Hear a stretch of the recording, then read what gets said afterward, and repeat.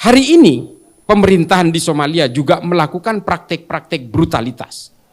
Bukan atas nama agama, bukan atas nama tafsir, tapi atas nama politik. Saya merinding kalau cerita soal NU. Terus terang, wallahi, karena memang NU ini tidak dipunyai oleh negara manapun di dunia. Dan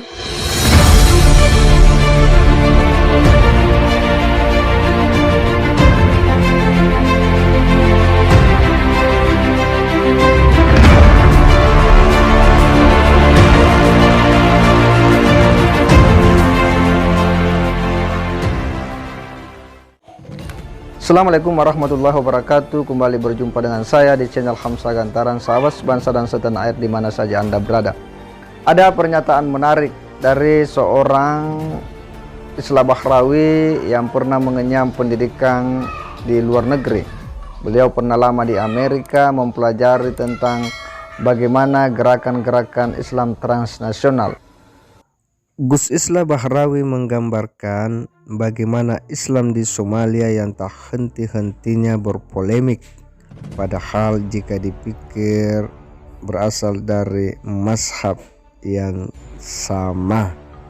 sama-sama mazhab Wahabi Salafi. Tetapi itu tidak bisa membuat mereka untuk bisa hidup rukun.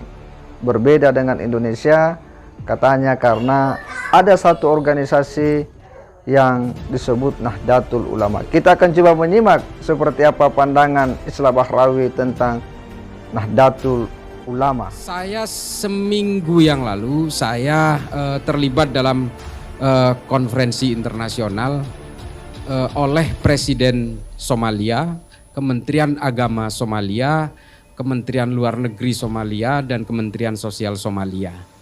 Mereka ingin tanya, apa sih kuncinya di Indonesia ini untuk meredam intoleransi radikal dan teror?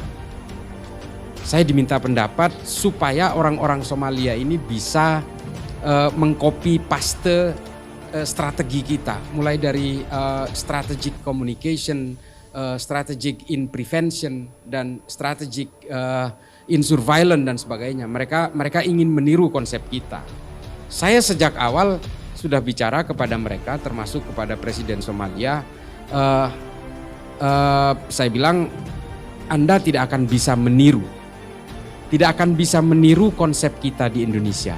Pertama, kita itu punya bermacam-macam agama. Kita ada ribuan pulau, ada ratusan bahasa, ratusan ethnical groups.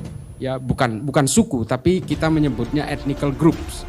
Karena di Jawa sendiri ini sebenarnya sukunya Jawa semua, tapi ada beberapa ethnical groups. Nah, kemudian kita juga punya beberapa bahasa dan beberapa agama, beberapa tafsir agama. Makanya saya bilang juga kepada mereka bahwa di Indonesia itu tidak ada orang yang menganut agama. Di Indonesia itu menganut tafsir agama. Saya katakan itu juga di TV One. Dan itu kita harus jujur mengakui itu. Orang Hindu yang ada di Bali itu beda dengan Hindu yang ada di India. Kalau sampean tanya ke saya, Islah ini agamanya apa? Saya akan bilang Islam. Tapi pasti ada pertanyaan lanjutan yang mungkin tidak akan diucapkan. NU apa Muhammadiyah? Kalau ditanya manhajnya apa? Mazhabnya apa? Syafi'i, Maliki, Hambali, Hanafi. Kita ini bermacam-macam. Sama-sama Islam. Demikian juga dengan orang Kristen. Kalau kita tanya agamanya apa Kristen? Katolik apa Protestan? Ortodoks, Yehova, Mormon. Atau kita di Ortodoks sendiri ada Yunani Ortodoks, ada Koptik. Bermacam-macam. Ada Maronit seperti yang dianut oleh orang-orang Suriah dan Libanon. Macam-macam. Makanya kita ini sebenarnya adalah penganut tafsir agama. Lalu saya bilang ke pemerintahan Somalia, bagaimana dengan Anda? Dia agak bingung. Yang menjawab itu namanya kalau tidak salah Muhammad Jelle. Ini dari Kementerian Agama. Dia bilang, nah itu persoalannya. Dia bilang, kami ini semua penganut Wahabi Salafi hampir 100%. Tapi konfliknya sampai hari ini belum selesai. Coba bayangin. Di Indonesia kita berbeda agama, bahkan yang seagama pun tafsirnya bermacam-macam, Tapi kita alhamdulillah bisa terselesaikan persoalan-persoalan ini. Nah, hal-hal seperti inilah yang kemudian menjadi garis besar di sini. Saya bilang gini, kalian tidak akan bisa meniru konsep Indonesia karena apa? Kalian itu tidak punya satu titik kunci di Somalia, saya bilang. Kalian tidak punya satu organisasi yang bernama Nahdlatul Ulama. Mereka nanya. Ini saya jawab seperti itu. Wallahi, ini saya bukan itu. Karena bukan saya karena orang Nahdien, saya lahir di Madura sama seperti Gus Zen ini. Saya lahir di Madura, saya keluarga ibu saya dari Nahdien tulang sumsum. Nah, bapak saya ini Muhammadiyah. Meskipun bapak saya bukan Muhammadiyah. Bapak saya itu menjadi Nahdien karena menikahi ibu saya. Keluarganya masih Muhammadiyah. Tapi setiap ada keluarga saya yang meninggal di keluarga bapak saya yang paling depan selalu mentahlilkan itu. Setiap bulan Maulud, saya selalu mengadakan maulidan di kampung saya, di kampung bapak saya. Bodoh amat saya ngadain. Karena ini bukan karena soal fanatisme terhadap Nahdlatul Ulama, tapi saya melihatnya secara empirik apa yang terjadi di negara-negara yang menganut Wahabi Salafi. Nanti saya ceritakan. Saya sudah berkeliling, saya sudah ke Afrika kurang lebih 3 kali, saya sudah ke beberapa negara di Timur Tengah, ke negara-negara di Asia Selatan, di Asia Tengah, ke Filipina, dan juga ke beberapa negara di Amerika Selatan. Dan saya kebetulan belajar di Amerika dan tinggal di Amerika kurang lebih 6 tahun. Saya tahu semua bagaimana gestur-gestur cara beragama orang-orang yang mengaku beragama. Saya tahu gestur-gestur orang yang mengatakan sebagai orang sekuler, orang liberal dan sebagainya. Saya tahu persis. Oleh karena itu, saudara-saudaraku sekalian, kemudian apa yang saya bisa berikan kepada orang Somalia, saya bilang, Anda harus bisa mendirikan sebuah organisasi yang setidaknya mirip dengan NU. Saya ceritakan, NU itu adalah semua dimulai dengan akulturasi agama, akulturasi budaya. Saya jelaskan seperti itu. Dan mereka memang tidak punya itu. Ini persoalannya. Kekuatan dua politik terbesar di Somalia, sesama Wahabi Salafi ini bentrok. Satu berafiliasi ke Arab Saudi, satu ke Qatar. Ini sama-sama Wahabi Salafi.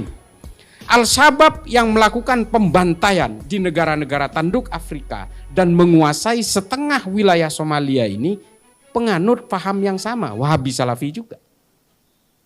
Kekuatan-kekuatan di dalam tentara dan polisi di Somalia itu dipimpin oleh sebuah organisasi kajian Islam yang namanya Al-Ittihad Al-Islamiyah yang dipimpin oleh seorang jenderal.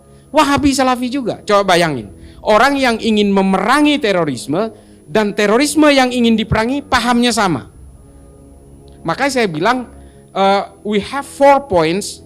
Kita punya 4 poin yang harus dilakukan di dalam negara Somalia.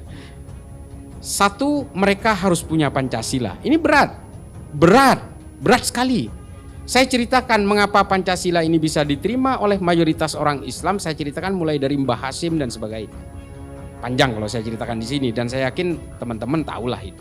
Kemudian yang kedua, mereka ini tidak mau berdampingan dengan orang yang berbeda.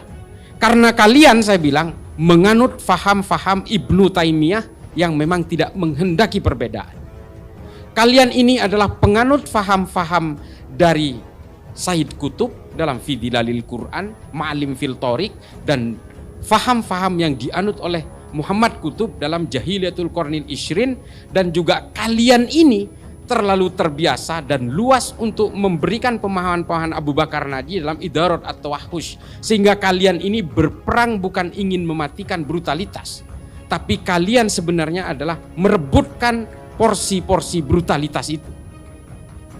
Hari ini pemerintahan di Somalia juga melakukan praktek-praktek brutalitas, bukan atas nama agama, bukan atas nama tafsir, tapi atas nama politik.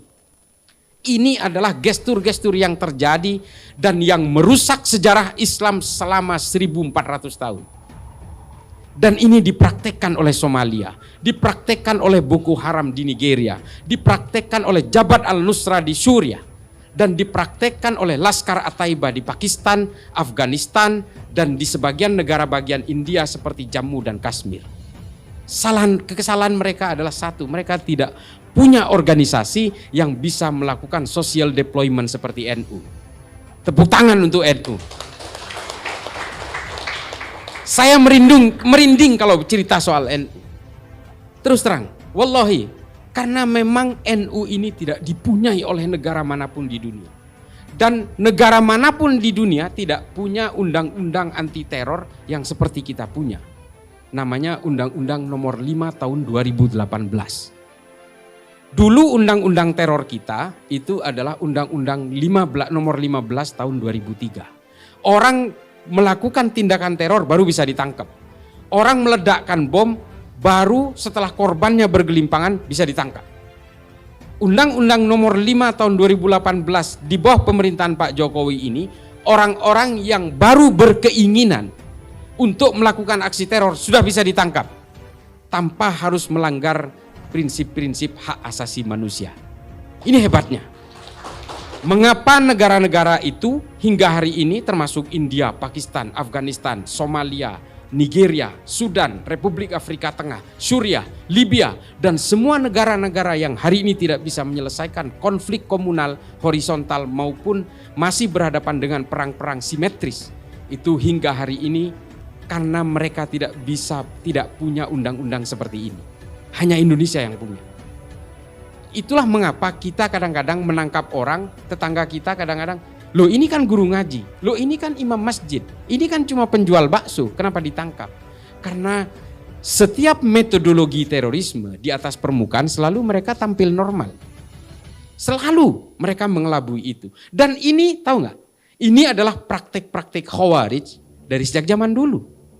Mereka berusaha menginfiltrasi terhadap setiap pemerintahan mulai di zaman Bani Umayyah, Bani Abbasiyah, Bani Umayyah di Eropa, Kesultanan Ottoman, semua diinfiltrasi oleh mereka dan mereka berpura-pura hidup normal sehingga akhirnya ketika mereka berhasil menciptakan momentum revolusi, mereka akan melakukan itu.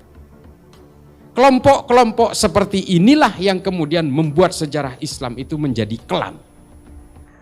Dari pemaparan ini nampak bahwa memang kontribusi besar Nahdlatul Ulama tidak bisa dipungkiri dan kita harus berbangga punya organisasi besar yang bisa memadukan konsep negara dan agama, antara nasionalisme dan syariat agama berpadu pada satu wilayah yang disebut dengan Negara Kesatuan Republik Indonesia. Sebagai organisasi yang sampai hari ini konsisten terhadap Negara Kesatuan Republik Indonesia dan ideologi Pancasila, sudah seharusnya kita memberikan dukungan moral, support agar NU tetap konsisten dalam menjaga kerukunan antar umat beragama di tengah badai arus kelompok-kelompok radikal yang ingin selalu merondong kesatuan dan persatuan bangsa dalam bingkai Negara Kesatuan Republik Indonesia. Di tengah-tengah banyaknya kelompok-kelompok yang sedang menggugat ideologi negara, banyak ideologi transnasional yang sedang masuk di Indonesia. Hanya NU yang bisa berdiri di garda terdepan untuk membentengi Negara Kesatuan Republik Indonesia.